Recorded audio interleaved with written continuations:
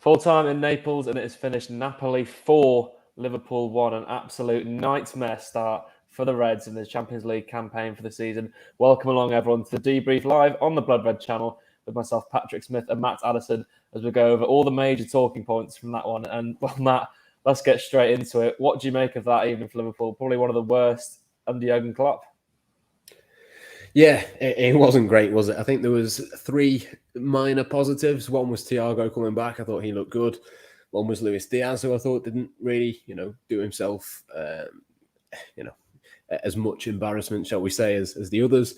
Probably the only other one is that there's 5 more games for Liverpool to turn it around and do something with themselves, really, because it just wasn't a good performance at all. I've called it a shambles in the post-match piece that has just gone up on Liverpool.com, and I really don't think there's any other word for it, to be honest. I think it was poor from start to finish. I think, all the way through the team, there's huge issues really for Liverpool to solve. And yeah, I mentioned one of the positives is they've got 5 games left to sort it and get themselves into the knockout phase. But if they play like that, they're not going to get any points at all. It's really strange. It's really baffling. I'm not quite sure what the issue is. I don't really understand what's sort of different really compared to last season. We know it's very similar players. I refuse to accept that Sadio Mane is the only reason. He's one player, he's one very good player, but Liverpool have got a lot of other players. He doesn't explain why Virgil van Dijk looks an absolute shadow of himself. He doesn't explain why Trent Alexander-Arnold looks a shadow of himself. There's just problems from back to front, really. I thought Addison was okay, to be fair to him, saves the penalty and all the rest of it. But yeah, just a nightmare performance, really. We knew it would be really hard for Liverpool to go to Napoli. We knew they'd have to put in a performance, and even then they might still lose the game. So, the result is no big issue for me, but the performance is a really, really big one. And I'm just not quite sure how Liverpool go about turning that around. They've got another game coming up against Wolves. The Champions League continues next week against Ajax. Yeah, they need to do something. They need to do something quick, but it's going to take a lot to fix it, I would suggest. I mean, you can go through the team to a man, and for 90% of them, they are a complete shadow of themselves. It's a shadow of Jurgen Klopp's Liverpool, let's be honest. It's so uncharacteristic of them. Napoli tonight were brilliant. Let's give them all the credit they deserve. But particularly in the midfield, Napoli were aggressive. They were tenacious. They were chasing the ball. They were winning it back. They had real, vengeance in their play, didn't they? And the Liverpool midfield, Matt, particularly, I know we've spoken about the midfield a lot. It was such a weak performance from them tonight, wasn't it? Just ghostly, as we've said. Yeah, I mean, I know loads of people, and loads of people are. We can see the comments coming in are going to pick out James Milner, and I think that's fair enough. It was a nightmare performance from him, but I just don't think it's fair to pick on one individual. I just think that the whole sort of system, if you like, isn't working at the moment. The intensity just isn't there.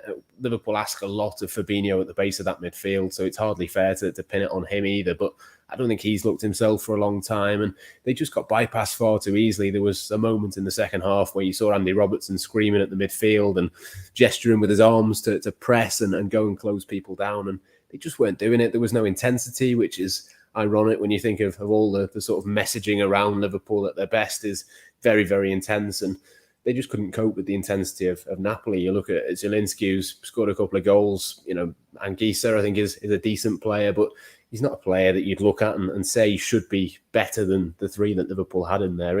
It just didn't look particularly coherent individually, collectively, whatever sort of way you want to look at it. It just didn't work for Liverpool. And I know, like I say, Milner is going to be the scapegoat, but I think all of them have got to take the responsibility, really. He was, by no means was he good tonight. He really, really wasn't. Gives away the penalty, a daft challenge. People ask him what's the reason, really, in terms of him playing. I can only assume it's basically for his experience and his know-how within those big games, but it just makes it all the more baffling, really, when you look at him giving away the fouls. The way he got the yellow card there today was just daft. That wasn't a challenge of someone who's experienced. That was just pure stupidity, really, from him. And he does have a tendency to go down those routes, doesn't he? If he has 1 or 2 things go wrong for him early in a game, he gets himself wound up, he gets himself on a booking, and go and kick someone.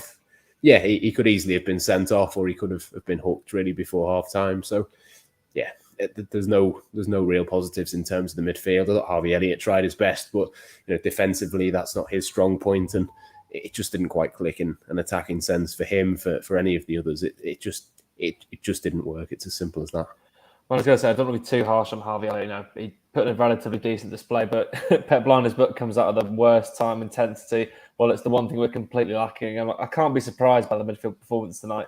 It's been a long time coming. We've scraped through in a few games, got a bit lucky, but tonight's just exposed how weak it truly is. But someone else, Matt, who surprised me a lot, Joe Gomez was probably Liverpool's man of the match at the weekend. The Merseyside derby had some brilliant defensive interceptions, read the game very well. But tonight, probably one of his worst, if not his worst, actually, I'll say it, 45 minutes I've seen him play in a Liverpool shirt.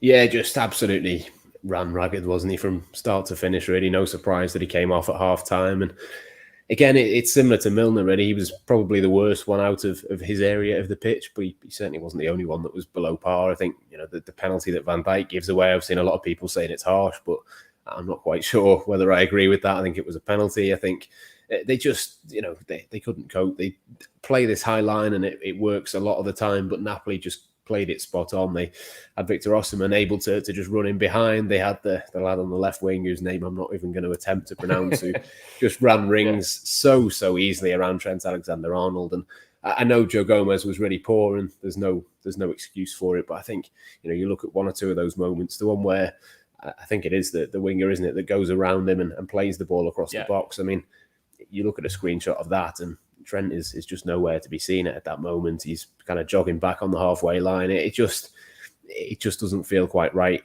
Intensity, I think, is the word that we're going to keep coming back to. It's intensity in that defending as well, to be able to close players down, to get yourself in the right position. I think if you're going to play that high line, everyone has got to be, as a team, intense. You've got to play the forwards. I thought Luis Diaz did it a little bit, but the forwards have got to close down the passes into the midfield. If it gets past them, the midfield has then got to close down. As it was, Napoli were just able to play the ball out from the back into the midfield, not one over the top, and Van Dijk and Gomez just nowhere to be seen. And I thought Andy Robertson did okay, but didn't really offer much. He was just kind of a bit of a bland performance. But the other three defenders, again, it just didn't work at all for Liverpool. I thought Matip was much better in the second half, but even then Liverpool concede within 90 seconds, 2 minutes of him coming on. By that point, the game is already gone, and probably Napoli are a little bit tired. They know that they've already got that lead. They don't have to kind of press and be as attacking as what they were in the first half. So, yeah, I think Matip was good, but probably helped by the fact that the game state was such that Napoli had already won the match by that point. So, yeah, I honestly, I don't know what the solution is. It's the same players pretty much as what it was last season, but already we've seen, a series of performances. Virgil van Dijk just, doesn't give away penalties. He'd never given away a penalty before this season. Already this season, that's now 2. Things like that. It's just an accumulation, really. You can go through him, Gomez, Trent, Milner, Fabinho. Salah looks miles off it. Roberto Firmino barely touched the ball. Jota and Nunez didn't make any difference when they came on. Artur, I thought, looked very, very average and didn't look particularly match fit when he came on. Again, no surprise, but that's the position that Liverpool are in now. Yeah, when you've sort of listed off 10, 12 names there that really well underperformed, I think when you put that all together, it's a little bit lucky that it wasn't more than 4-1 tonight. I mean, it's so strange, but, let's give the defenders a slight bit of credit. They have been exposed massively this season and left to defend on their own. I think that's why Van Dijk struggled so much, giving away a few penalties. It's the pressing, I think, is the main problem. There's this united gegenpress, aggressive, very intense, all working as a unit. It seems so disjointed today. When the front three were pressing, the midfield weren't there to gather up that loose second ball. They were letting them play through, and vice versa. It was going both ways. It got even worse when we saw all the subs introduced. What's the solution to this, Matt? Because we seem so disjointed at the moment with our press and, the counter-defensive performance, don't we? Yeah, I mean, to be honest, I was surprised tonight that Liverpool went as attacking as what they did in terms of, you go to Napoli, it's a difficult away game. Liverpool had never scored a goal there before. They'd been beaten twice there under Jurgen Klopp. I just thought they'd be a little bit more pragmatic. They seemed almost, I don't want to use the word, but it was almost a little bit of arrogance where they thought they could just turn up and play their usual game and Napoli wouldn't be able to live with them. And as it was just the other way around. I don't really understand why they went so attacking. We've seen it before this season, James Milner being the one to race forward from midfield, and he just can't get back quick enough to be able to help out. The fullbacks, again, too high up the pitch, weren't able to get back. I thought the kind of setup, the way that Liverpool went about it was a bit strange, and obviously that was going to lead to Napoli having a few chances. But when you combine that with the kind of lethargy and just the real disjointedness, it doesn't look like these players have played together before. It doesn't look like they know where they're meant to be. I mentioned Luis Diaz was a positive, but I think even him and Mohamed Salah again look very isolated. They weren't in the positions where they should be. The goal that Diaz scores comes from him being inside. He's sort of centre of the goal, and he's managed to curl one in. That's where you want those players, and they just weren't there really often enough. So yeah, I thought the strategy from the outset was a bit of a strange one. It certainly wasn't the team that I would have picked in terms of the players who were there. Far too gung-ho in terms of going forward and leaving spaces in behind for me. But yeah, it's partly that, and it's partly just a complete lack of intensity. So how do you change things up? I'd be very surprised if Thiago didn't start at the weekend. I think that'll go a long way to doing it. But other than that, I mean, I don't really know what to suggest. I suppose Diogo Jota hasn't really played too much this season, so he could maybe come in and change things. But it's not as if Darwin Núñez being on the bench was a massive shock today. I probably would have played him, but I can, certainly I can see the argument for not doing so because of the performances he's shown. So yeah, that's the worry, isn't it? I think we've seen enough now of this Liverpool team to think that this is not been a one-off.